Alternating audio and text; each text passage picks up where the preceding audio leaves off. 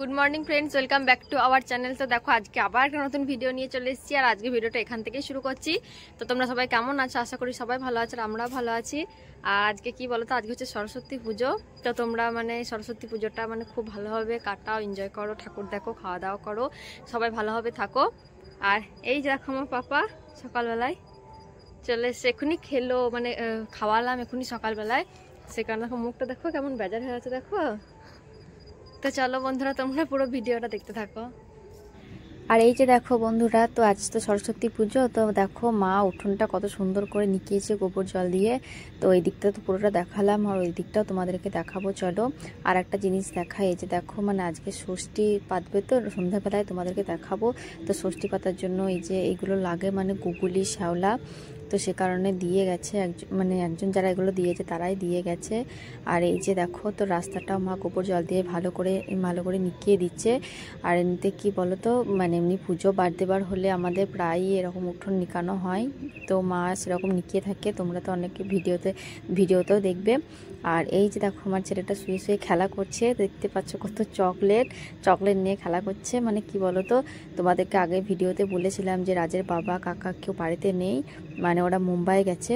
তো মুম্বাই থেকে আমার রাজের কাকা এই চকলেটগুলো পাঠিয়েছে। ওর একটা বন্ধু এসেছে বাড়িতে কিছুদিনের জন্য বেড়াতে, তো ওকে দিয়ে ওর হাত দিয়ে পাঠিয়ে দিয়েছে রাজের কাকা। দেখতে পাচ্ছ কত চকলেট, আবার এই যে একটা অরিও বিস্কুটও পাঠিয়েছে। বন্ধুরা তো তারপর চান টান করে এলাম, আর এই যে দেখো এখন মুড়ি খাবো। তো আজকে মুড়ি খাওয়ার কি তরকারি হয়েছে দেখো, এই যে আলু ভাজা। তো আজকে অনেকটা দেরি হয়ে গেল, অনেক বাজছে মুড়ি খেতে, আজকে অনেকটা দেরি হয়ে গেল। আর এই যে দেখো প্রসাদ, আমাদের পাড়ায় যে ঠাকুর হয়েছে, বিকেলে যাব তোমাদেরকে দেখাবো। তো পুজো হয়েছিল, প্রসাদ দিয়ে গিয়েছে। তো চলো এখন খেয়ে নিই। আবার আজকে আবার রান্না বান্না আছে, আজকে কি বলো তো, কালকে আমাদেরকে ওই বাসি খাবারই খেতে হয়। আজকে যে রান্নাটা করবে কালকে সেটাই খেতে হয়, গরম খাওয়া হয় না। তো আজকে আবার দুদিনকার রান্না হবে, তো সবই তোমাদেরকে দেখাবো। আর এই যে দেখো বন্ধুরা, তো এইদিকে মা রান্নাবান্না করছে, দেখতে পাচ্ছ এখন বেগুন ভাজছে। তো এই বেগুনটা আমাদের গাছেরই বেগুন, সেদিন যে বেগুনটা তুললাম, তো সেই বেগুনটাই।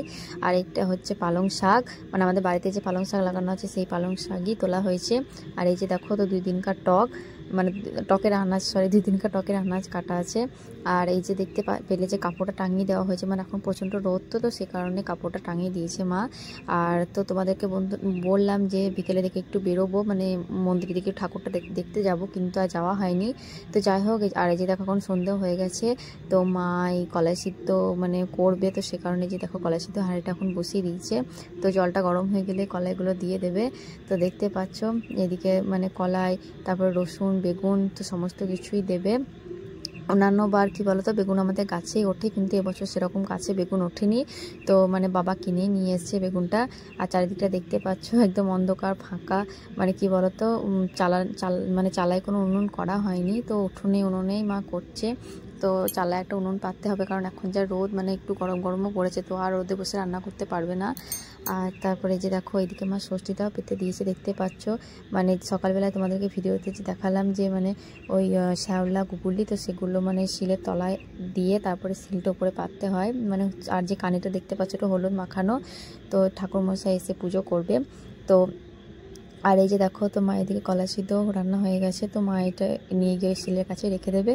তো ঠাকুরমশাই যখন আসবে তখন পুজো হবে। তো ঠাকুরমশাই রাত্রেও আসতে পারে, আবার সকালেও আসতে পারে। তো আগের বছর সকালবেলা এসেছিল, আবার তার আগের বছর অনেক রাত্রেবেলায় পুজো করে গিয়েছে। তো যাই হোক, এক টাইমে আসবে, তারপরে পুজো হবে। আর এই কলা সিদ্ধ আবার কালকে খাওয়া হবে। তো খুবই ভালো, খুব ভালো লাগে খেতে, মুড়িটা সত্যিই বটে, খুব সুন্দর লাগে। তো যাই হোক, তো বন্ধুরা আজকে ভিডিওটা এখানেই শেষ করছি। তোমরা সবাই ভালো থেকো, খুব ভালো করে আনন্দ করো, ঠাকুর দেখো। আর যারা আমার চ্যানেল নতুন হয়েছে অবশ্যই আমাদের চ্যানেলটিকে একটু সাবস্ক্রাইব করে দিও।